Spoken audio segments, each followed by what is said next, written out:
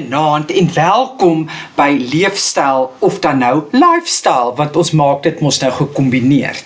So hierdie program gaan vanaand definitief 'n bietjie in Engels en in Afrikaans wees. Ek het dit goed gedink om julle voor te stel aan die Handwerk Engele. Nou die Handwerk Engele is ongeveer 2 jaar terug deur Marijke Strydom gestig. Wonderlike lieflike mense, goeie vriendin van my, en sy het dit begin sommer net as 'n brei en publiekdag, en toe die dames het so geniet, dat sy toe eenmal 'n maand byeenkoms begin het, waar enige iemand wat belangstel, dan nou kan kom sit en brei en lekker saam kuier, dis natuurlik nou brei en hikel, en dan brei en hikel hierdie dames verskriklik na die tyd ook, man, hulle vingers staan nie stil nie, want hulle maak vir liefdadigheid misse, serpe, prem, baba kleertjies en baie kombersies vir die hospitale vir prem babiekies en sommige gewone babiekies en sulke goeders. En hulle versprei hierdie goed wat hulle brei en hikel oor die hele Suid-Afrika. Hier is 'n foto van die dames wat so lekker brei en hikel, en jy kan soms sien hier waar om die tafel sit, is daar net een groot lekker vetbreed kuier. Nou, ek het vir hierdie dames gevra, hoekom brei en hikel julle so vir ander mense? En die antwoorde wat ek gekry het is, dit is ons tiende wat ons gee, dit hou ons besig, dit is lekker om vir ander mense goeders te doen, en dit hou hulle uit die kwaadheid. So ja, nee, ek dink die Handwerk Engele is 'n fantastiese organisasie om te ondersteun. Hulle benodig onder andere wol en geld om aankope te doen, so ek wil hier jy met jou hart oopmaak, en dan is jy dalk lus om vir hulle 'n geldjie te gee, wat hulle dan kan gebruik, om hierdie Handwerk Engele ding te motiveer, en aan te hou doen, en so goeie goed in ons land te kan doen. Hou ons Suid-Afrika warm, kan 'n mens amper sê. Nou, deel van hierdie hele Handwerk Engele ding, dink ek, hierdie dames wat hier brei en hikel is meestal, nie almal nie, 55 plus. Dis mense wat lankal afgetree is, oumas van kleinkinders en agterkleinkinders is. En julle weet, hoe ouer 'n mens raak, hoe meer kennis het jy, en dit is hierdie waardevolle kennis, wat 'n mens nie moet verlore laat gaan nie. Kyk, as ons nou kyk na Rebekka en Eva en Leer en Sarah en Rachel in die Bybelse tyd, moes hulle stories oor en oor vertel het, totdat dit in ons geheue vasgelees en op die ou einde in die Bybel opgeneem kon word. En ons leer vandag nog uit daai mense se lewens uit waardevolle goed. So, vir my is dit belangrik dat mense wat kennis het en raad en advies het wat ons kan gebruik vandag, nie weggebere moet word in 'n Spense nie, maar dat ons dit gebruik en luister. Want wie bel jy as jy 'n resep soek? Jy bel jou ma of jou ouma. Wie bel jy as jy raad op is met 'n baba wat huil? Jy bel jou ma of jou ouma. En as jy en jou man verskriklik beklei het of jy wil kla, dan bel jy jou ma of jou ouma. En dit is waar ons kennis vandaan kom. So, ek gaan hierdie reeksie begin met Tannie Esmerelda en Oom Chris Nel. Ek gaan hulle aan julle voorstel, en dan gaan ek vir julle laat hulle in hulle eie woorde vertel, wat is hulle raad wat hulle vir ons kan gee. Nou, Oom Chris en Tannie Esmerelda is 57 jaar terug, op die 31ste Augustus 1968 getroud. Ja, amper 60 jaar gelede is hulle getroud. Hulle het 'n lang en gelukkige huwelik wat nog nie verby is nie. Hulle het 2 pragtige dogters, wat een in Amerika bly en die ander ene in Dubai, wat hulle gereeld voor gaan kuier en wat vir hulle kom kuier, en hulle het by elkeen van hulle 'n kleindogter ook. Tannie Esmerelda is baie musikaal en geseën met 'n talent wat haar kleindogters ook oorgeerf het. Dit is die mees passievolste mense wat ek ken. Hulle het sulke oop omgee harte en ek seker almal in Kuruman weet wie Tannie Es en Oom Chris is. Hulle ry met 'n kar wat se naam Vlooi is. En daai Mercedesie, as mens hom sien en jy sien vir Vlooi, dan weet jy hulle is daar. Ek het al baie by hulle voete gaan sit en net geluister na al hulle kennis en stories wat net nie verlore moet gaan, voel ek nie. Nou hulle een kleindogter in Dubai het van hulle elkeen afsonderlik 'n video gemaak wat sy hulle bekendstel en ek wil graag aan julle die video's wys. Eers van Oom Chris as groot wildjagter en dan van Tannie Es. So ek hoop julle geniet hierdie video saam met my.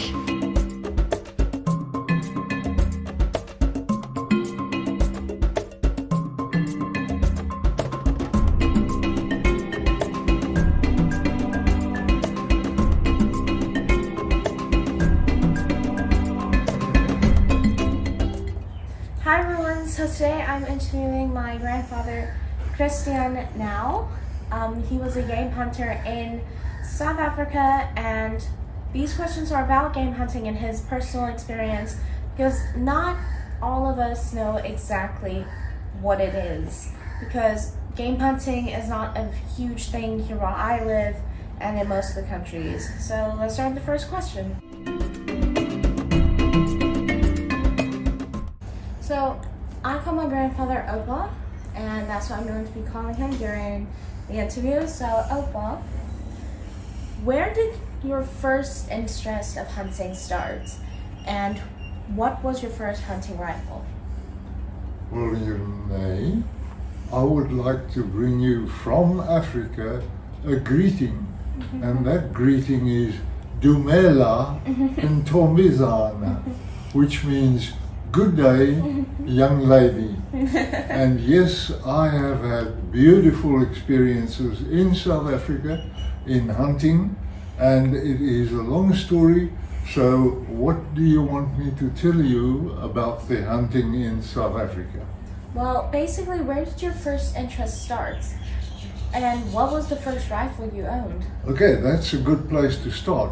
My interest in hunting started as an 8-9-year-old boy when we stayed in Grahamstown, and my dad was an avid gardener, and he had the most beautiful fig trees which the robins were feasting in, and he was very, very unhappy about that. And he bought me a .177 air gun, and that was the first rifle I had. And of course I had to become very proficient in that, and that is almost where I started hunting, and that was way back in 1952. So that goes back a number of years. So did you have to practice target shooting when you first got your rifle? Well, I think that was the most important part of hunting. The real hunting we're talking about is to be an absolute proficient shot. And to do that, you have to do a lot of practice. And you never stop practicing, because that gives you the perfect placement shot. And the placement shot is always where you can kill an animal cleanly and without any pain. Yeah. So it is very, very important, the question you've just asked. Yeah. It must have been pretty difficult to try and figure out your aim, because with the rifles, they've got a small place where you can look through, don't they? That is true. Your telescope gives you a little cross, but you have to be very, very, very steadfast and no shaking or shivering, because that means bad placement. And you never pull a trigger if you are not sure of a shot. Okay, yeah, that's good. So, Opa, can you tell me 2 or more of the most memorable incidents you've had with hunting? Well, if I go back over almost 60 years of hunting, I think the most memorable of all the hunting experiences happened when we as a family, including Oma, went with us to a farm very near the Kruger National Park, and we camped for the night. And on the way to the camping site, old Tom, my tracker for many years, gathered wood, not knowing why he was so anxious to gather wood, but you will hear later on why. And eventually we arrived at the camping site, and as we stopped to start opening the hunting vehicle doors, the lions started roaring very, very close to us. Tom, in the meantime, was offloading the wood and starting a fire, because that is the only sure way to keep yourself safe at night in the lion country or lion infested country, as we were in that night. And for the next about a half an hour, I had to undo my 375 rifle, which was a big game hunter rifle, and made sure that the lions wouldn't come close to us. And as a family, we experienced one of the most memorable nights ever in the hunting field. Yeah, that's incredible. How did you feel when those lions started roaring? Were you like scared to death that you wanted to maybe have an accident or something? Well, whenever a lion roars near you and you are in the same area as he is, you feel very, very small and very, very frightened, because it is his territory. He doesn't like you in his territory, and maybe he thinks he can make himself a lovely little meal of you. So he is in his territory, and you've got to be very, very careful.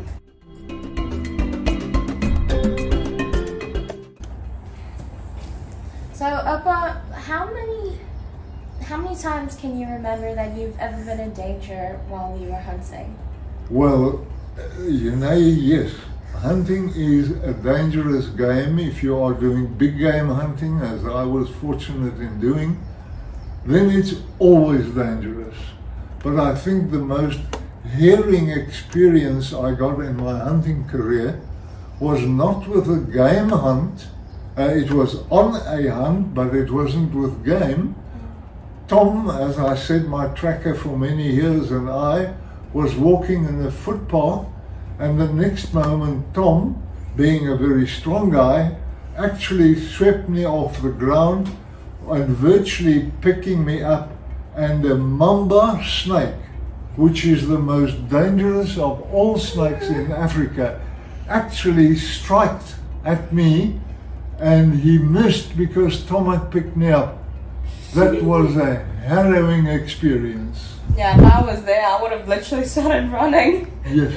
And the funny part of that is, I then wanted to shoot the mamba, but Tom pulled me back and he said to me, no, they only give you one chance, and that chance is now gone.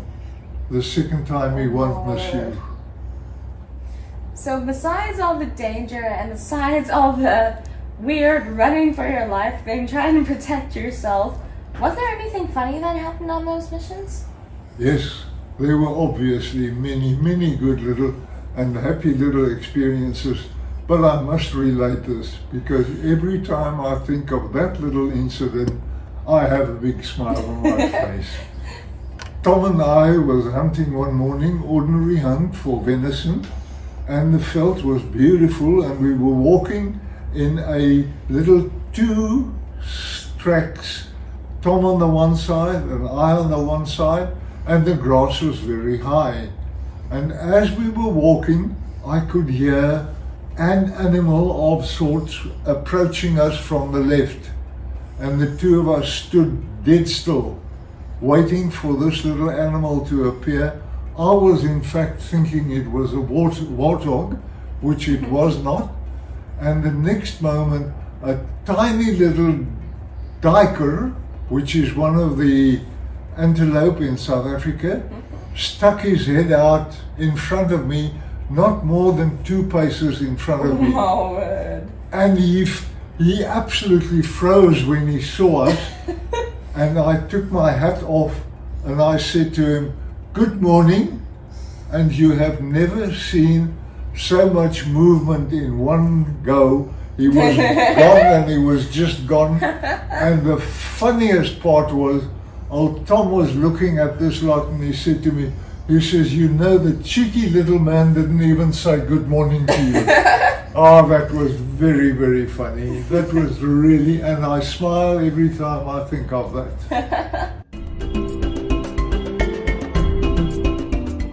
During the hunting and during the finding and during the tracking, what were the most important lessons you've learned on each hunt?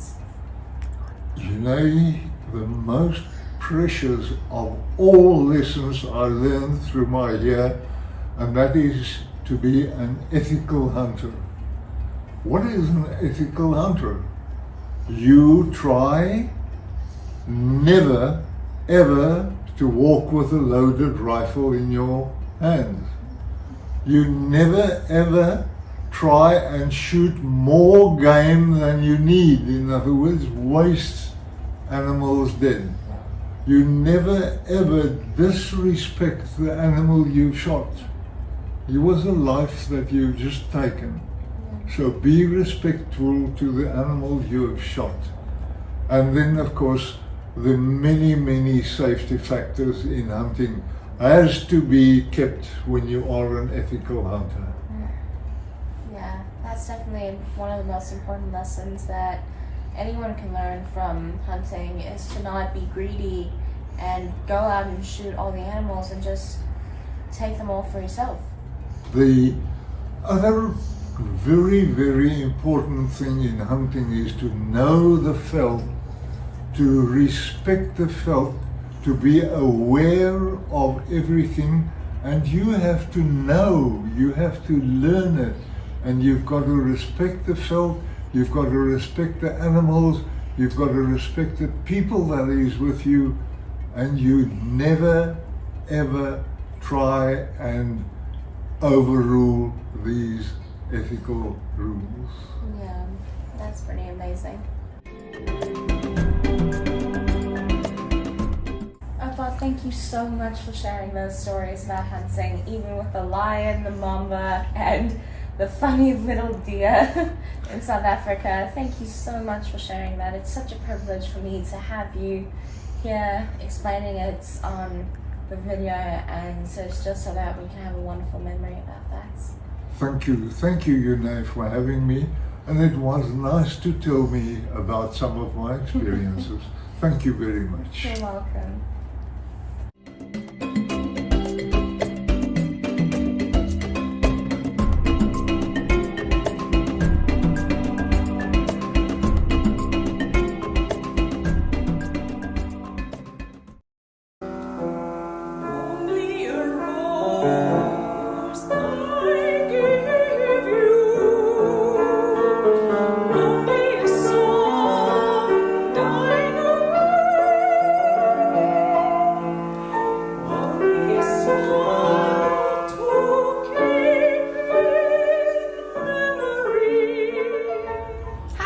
Today I'm going to be doing our interview assignment for week 6. So today I have the privilege of interviewing my grandmother Esmerelda Nel. I'm just going to be calling her grandma because she is my grandmother. So her story inspired me because she was a singer in South Africa, and there were a lot of different challenges coming in along the way. We'll get into that in a second. It is such a privilege for me to have my grandmother here, and yeah, so let's start off with some questions. So, Grandma, how did you eventually start with singing? Because it must have been definitely a family bond or some other way how you got into singing. You know, what a privilege to be interviewed by you. And I'm so glad I inspired you, my darling. I can't remember a time that I couldn't sing. The very, very first time was at a prayer meeting with my Oma and Opa on my mom's side, and I sang Psalm 38. Now the words there for a little girl was quite funny, and then on that Sunday my grandma and grandpa took me with to church, and as we came out of the church, the lady who sat behind us said, "My word, this child has a lovely voice." My grandmother said, "Well, don't tell her, she might get a big head. Now, she might be so proud that she doesn't want to greet us or something like that." And that was in 1947. And I thought, okay, that was really nice of you, Grams. But anyhow, I carried on singing. My mom and dad both had good singing voices. So I guess it was genetic, and I thoroughly enjoyed singing. And my mom used to take me to all the musicals that there were, like The Student Prince and Camelot and Oklahoma, and you name it. We saw them. I saw them all. And I basically almost knew the words off by heart by the time I went to high school. So I loved the musicals. I loved the operas, but it was a bit stark and dramatic. However, one has to do some of the operatic stuff as well. Yes, and being a singer, that definitely comes with a lot of risks and challenges along the way. What were some of the toughest challenges that you had to come through? Well, for starters, I was a very lazy piano student. So, learning songs, you need to get the tune somehow. And playing the piano is the basic instrument. So, to this day, I know the treble clef notes. But don't give me the left hand. I decided the bass clef didn't exist for me as far as I was concerned, because when I started taking singing lessons during my training as a BA drama, because I really thought, I'm going onto the stage. I really want to go onto the stage. And I took singing lessons, and my very, very first gold medal was at an Eisteddford in Pretoria, where I sang the Leer song from The Merry Widow. And I was quite chuffed with myself. And then I started taking music, singing, as one of my subjects in the BA drama course. And suddenly I was confronted with the fact that my singing teacher didn't think my voice was all that good. And I had to learn to breathe properly and to learn the words. I don't know how these opera singers do it. To learn the whole score of an opera. But they do, and I managed. And the most embarrassing moment of my whole life was when Opa and I were married already, and we lived in Carltonville, and they built a theatre in Carltonville, and I was asked to sing at this opening. And lo and behold, I hit a blank and I forgot my words. So what happened after that accident? Did you eventually figure out the words and go up there without embarrassment, or what happened? No, I'm afraid I just left the stage, which was really the wrong thing to do. But in spite of that, the same song, A Blackbird Singing. That is the track we're listening to in the background, a blackbird singing. Yes, that is. No, we're actually not going to listen to that one because it's such an unknown English leader. But I actually got a gold medal at the National Eisteddford in Johannesburg. And then after that, Opa and I were already married, I said so. And then we moved to Pretoria, and I was pregnant with Mummy. And for quite a few years, my singing career and drama career, etc., was on the back burner because I had 2 babies to raise. There is a year and a month age difference between Mummy and Tannie Esmerelda. So when we moved to Pretoria, I hardly ever sang in public. And one also has to make a choice. Do you want to go on stage or do you want a normal family life? And I opted for the normal family life one. And then we moved to Petersburg, and Mummy and Tannie Esmerelda were quite grown in primary school. And then I took up my singing career again, but very much church music and choir music. And I taught languages at Capricorn High School. And we moved around a little, but I sang everywhere we were. People liked my voice, and I was always asked to sing in public. And then eventually we moved to Petersburg, and then to Kimberley. And in Kimberley I sang in the chamber choir and in the Kimberley City Choir. And there I met Dudley Holmes, a beautiful baritone voice. And Dudley and I did a lot of songs together. And probably one that I like the best that we did is Only a Rose. We went with the city choir to the Kango Caves, the whole city choir by bus. We sang a cantata in Bethlehem where we went, and it is also close to the Kango Caves. I'm sorry, it's not Bethlehem, it's Oathorn.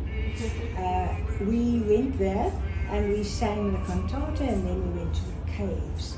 And just an impromptu song that I sang on the stage in the Kango Caves. The acoustics is something unheard of. You sing and you can't think this is me, because it just reverberates throughout the caves. And I sang Only a Rose. At that stage I didn't know I knew the words, but I did, and I did not forget them. And everybody was overawed, and that was great. And that is the song we're actually listening to in the background. That must have been one of the climaxes of your career. Now that you've grown older, are you still singing, and what is another life goal that you have? I am still singing, but very, very selectively. The same friend of mine, Dudley Holmes, whose video we're listening to, because he sent me the stuff that we recorded in Kimberley, and it was the biggest surprise and present of the past 2 years. I never knew Dudley had recorded it. I was overawed. It was so fantastic. Honestly, I don't see Dudley anymore. He's also now 83. And a friend of mine, her daughter got married. And she asked me to sing at her wedding, which was held in Stellenbosch. And I said, my darling, we're not going down to Stellenbosch. So she said, no, but you can record it. She spoke to our organist, and Lisma, a friend of mine who is the organist, said, I can remember what you sang at her parents' wedding. So it was quite something to be able to do, but it was weird because I had the earphones in my ears, and I listened to the accompaniment, and she then, I sent my Opa recorded my voice on his phone. We sent it to her, and my word, that was a far cry from having a relationship with your accompanist, and the art of the accompanist is quite something. And what with the new technology, I don't think I really have the self-confidence to sing like that. Everybody at the church in Stellenbosch, when I started singing, said, where's Esmerelda? And they started looking around. So I was quite chuffed. I mean, at 77, people still think, oh, that is singing. Yes. But I was very pleased, but I'm afraid now it's a case of you have to stop singing and not let people say you should have heard her when she could. So yes, my darling, at this stage I just want to grow old gracefully, and I'm so grateful that Opa and I at this high age are still together and we enjoy life, and Mummy and Daddy and Tommy Lynette and Uncle Willie spoil us rotten, and you are such a darling. I'm so pleased you're in my life. Thank you so much for coming on and explaining the life story to us and your goals, and just so that we can have a little bit of insight to your life and why everybody can hear that you've inspired me. Thank you so much, Grandma. I love you, my darling. I love you too. So that was how my grandmother's story inspired me to do what I'm doing now, playing piano, playing the cello, and how I actually got into singing in the first place. As a tribute, I'm putting her and Uncle Dudley's names in the credits because their song is the song we are listening to in the background. Hope you guys have a great day. Bye.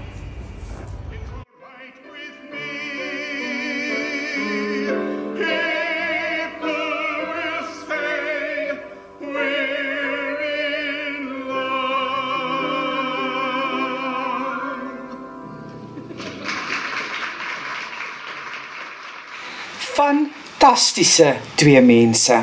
Volgende week gesels ek met hulle oor verskillende advies wat hulle het vir jong mense. Of dan nou vir mense met klein kindertjies of huweliksadvies of wat jy ook al mag nodig hê.